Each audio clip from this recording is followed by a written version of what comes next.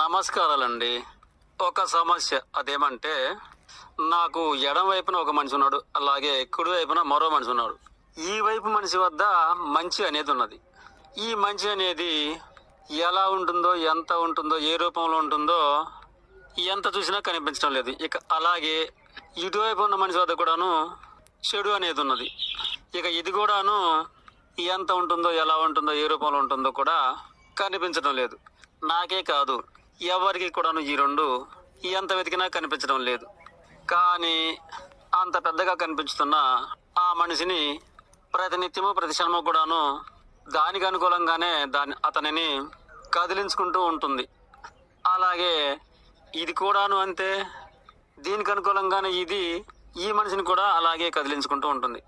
అలా ఆ మనిషిలో ఉన్న చెడు, ఈ మనిషిలో ఉన్న మంచి, ఈ రెండు కూడాను బయటికి ఎవరికి కనిపించకపోయినా దానికి అనుకూలంగా అది, దీనికి అనుకూలంగా ఇది, అది ఎంత చిన్నగా ఉన్నదో తెలియకపోయినా సరే ఇంతటి పరిమాణం గల ఈ మనుషుల్ని, అవి ఎంత చిన్నగా ఉంటాయో కానీ ఇంతటి పరిమాణం గల మనుషుల్ని ప్రతిరోజు ప్రక్షణం కూడాను అవే వాడుకుంటుంటాయంటే విచిత్రమే కదా. అలాగే ఇంతటి మనిషి వ్యక్తిగతంగా తన కోసం తాను స్వేచ్ఛగా ఒక్కరోజు కానీ ఒక క్షణం కానీ కూడా బ్రతకటం లేదంటే అవి ఎలా ఆడితే అలా ఆడుతుంటాడు అంటే దీనిని బట్టి మానవుడు బానిస జీవే స్వేచ్ఛ జీవే అర్థం కావడం లేదు.